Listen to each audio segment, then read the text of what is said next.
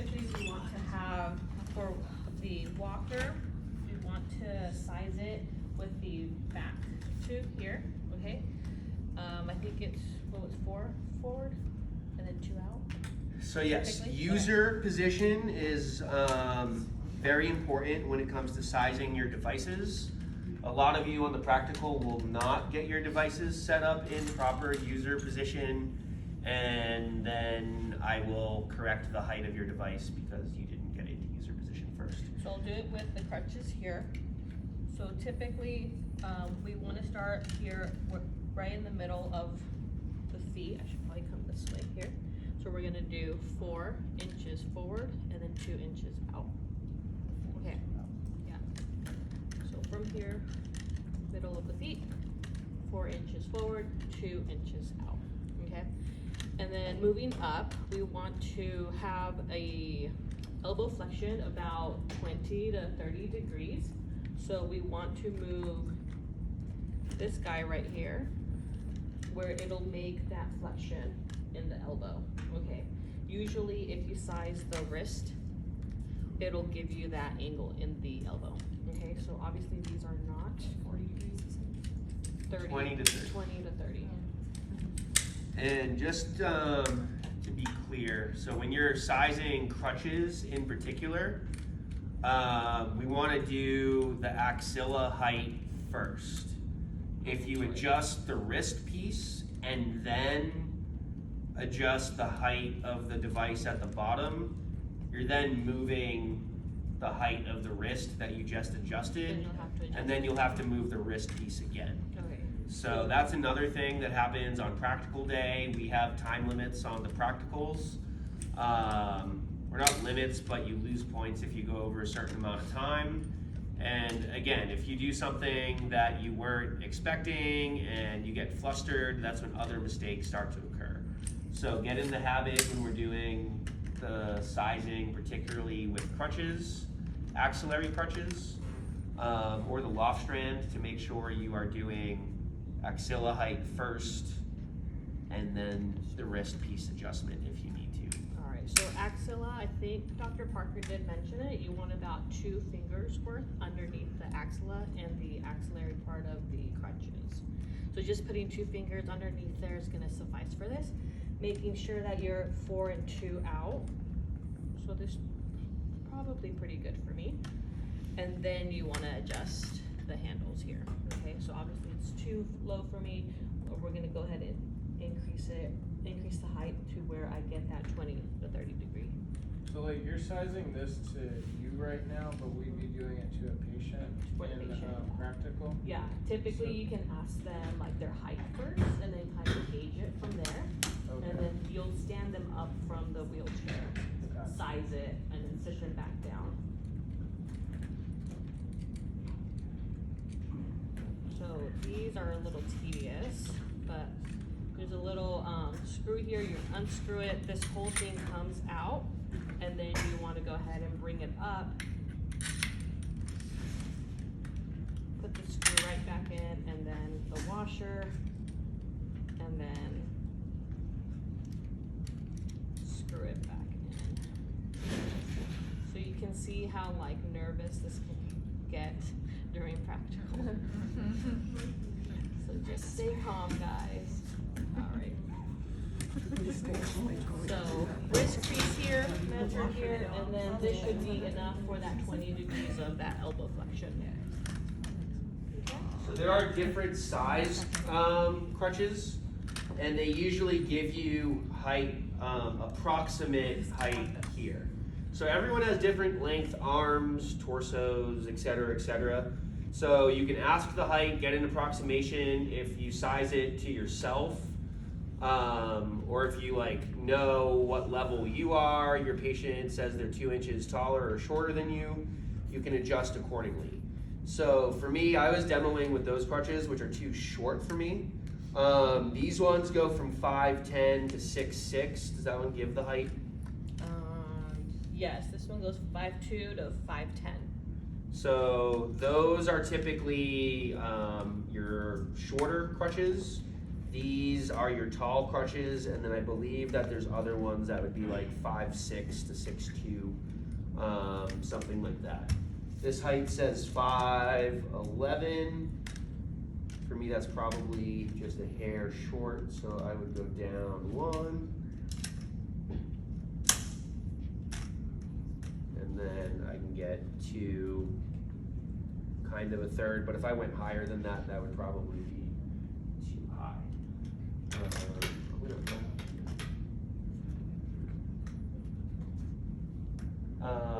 important things when you're sizing the assistive devices, you should never touch the handle down to the floor. That would be just like with gate belting in the floor, sanitary. So you would have, if you did do that, you would have to say sanitizing, cleaning,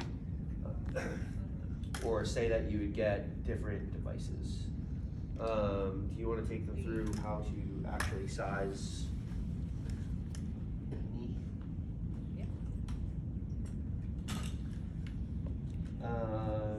Obviously, Dr. Salazar would have already placed the gate belt on me before getting me up to stand, but we can go without it. Alright, so we're gonna go ahead and size these crutches for Dr. Parker. Gate belts on. We're gonna go ahead and have him stand, and we generally want the crutches on the opposite side of the affected. So let's say it's his right side. So the way that we're gonna teach him is you're gonna go ahead and use the armrest to kind of prop you up, and you're gonna put your hands here, and we're gonna go ahead and stand up. We're standing up, holding on to that gate belt, okay?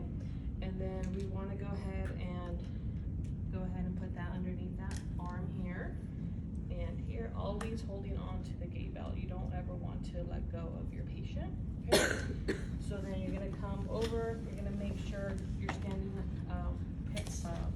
pretty evenly, and we want to maybe go about, what did we say? 4 and 2 out. Yeah. So this looks about right here, and then we're gonna go ahead and switch over. You want to make sure it's the same on both sides, and it looks like he's a little bit straight on this side. Can you guys see that? We got 2 inches here, 2 fingers worth. 2 fingers worth here, okay? Good. Elbow flexion. This is probably like the end of it, If you so. keep me to stand up all the way.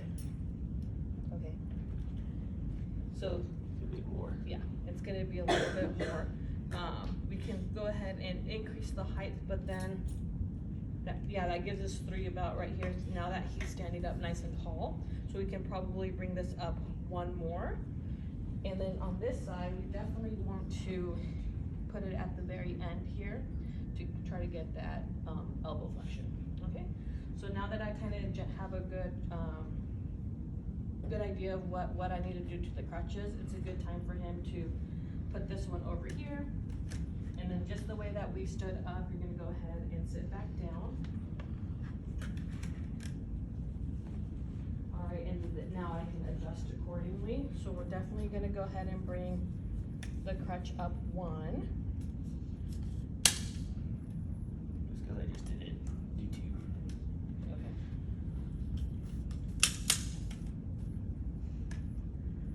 And then this one.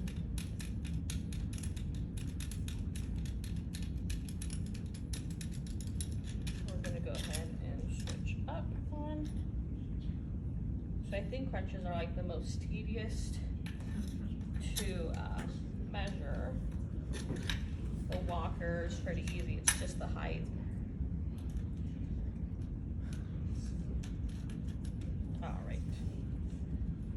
Alright, so now that I have it all adjusted, we're gonna do the same thing. And Dr. Parker, we're gonna go ahead and stand up. Good. And then go ahead and switch 1 crutch over to the other side. Perfect. We're gonna go about 4 inches forward, 2 inches to the side.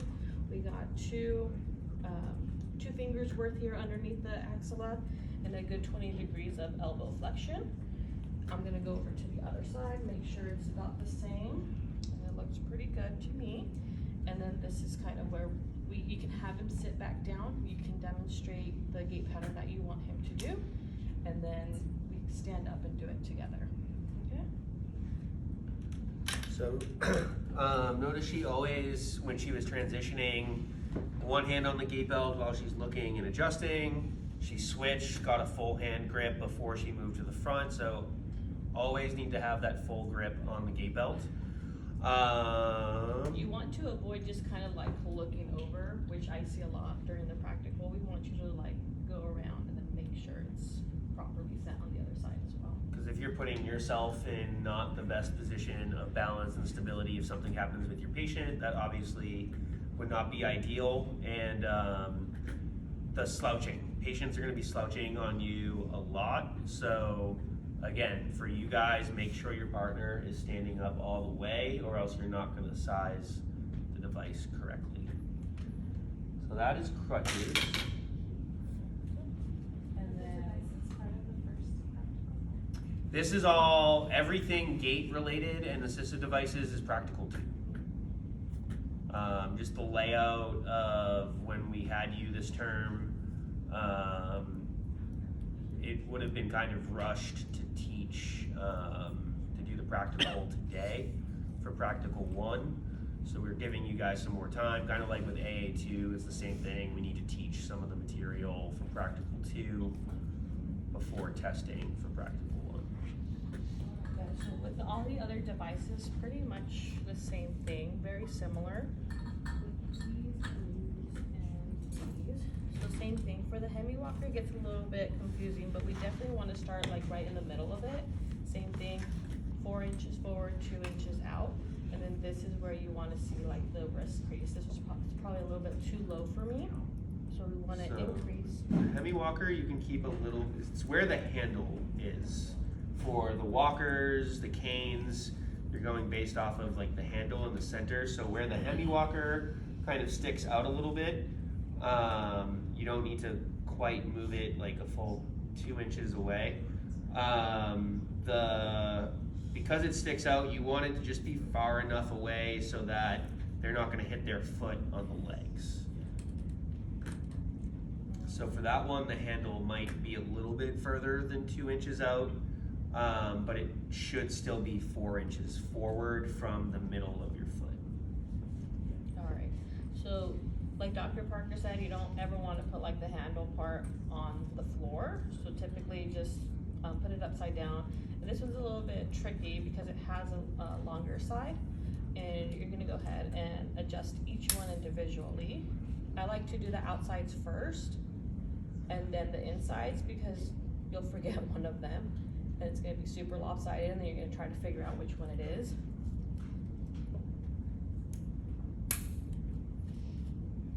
If I can get it.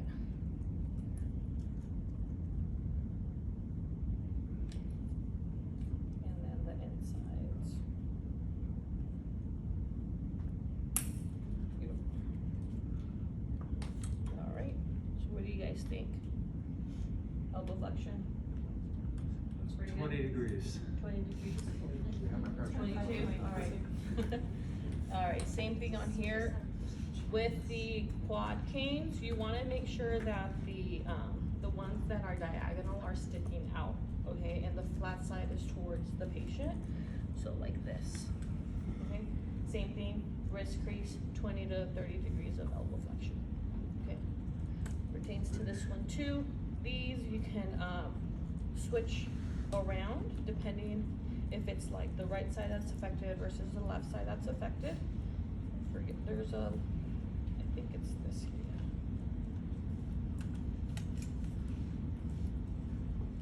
Can you adjust these? Yeah, you should be. The pin comes out both sides, so sometimes when you're flipping it, Yeah. the pin can get kind of lost in there. So ideally, if you just are flipping the side, you just want to try and not change the height at all. And now this went from right To left. to left.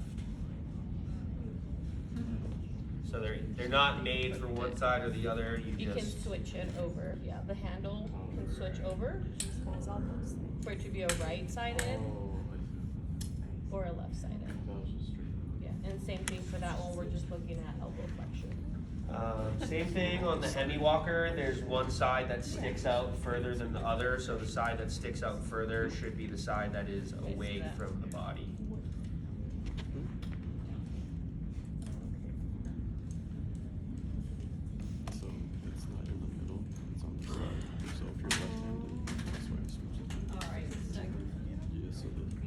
red ones here. Like Dr. Parker said, you want to adjust the height first and then the forearm aspect of it, okay? Typically, we like to see about 2 fingers away from the olecranon on the cuff here, or else they can start rubbing on it, but we still want that 20 to 30 degrees, okay? This one actually is pretty green here. Yeah. So the way that you adjust it, same thing from these guys right here, and then for the forearm aspect is this one here. This one we're limited with just like 4, so we really have to figure it out with the height first and then adjust for the forearm. Okay, so here it's about 2 fingers worth on the olecranon. If it's too high up, their elbow's gonna start rubbing, it can cause abrasions and such. I think that's it, right? Yeah, then you just need to talk about. So the walker, obviously you can't adjust the width of it, but you're still just gonna stand them up and make sure you size it to get that 20-degree bend, 30-degree bend in the elbow. There are a lot of tricks for guesstimating about height of the greater trochanter, about the ulnar styloid process. Those are all just guesstimates, so I really clinically don't worry about palpating the greater trochanter and using that, because I would rather just stand them up tall. Is their elbow bent 20 to 30 degrees? If it is, then you're at a good height, and if you're not, you need to adjust the height. So if you want to palpate and get an idea of where it is, but like for me, I'm torso tall and my arms aren't super long, so greater trochanter height is too short for me. Some patients, again, the height on the crutches is another one that it's a good guesstimate, it's a good starting place, but based on limb proportions and whatnot of your patient, it's not always going to be true. So I usually just kind of skip that step. But again, written exam questions could include those things on there. So make sure you are aware of those. The rubric also has it where it'll say palpate the styloid or the greater troch. As long as you know where to measure, you'll be good. Or we'll maybe just give you a simple question. What are you looking for like the wrist crease or something like that? Okay, so there are plenty of devices in the closet here.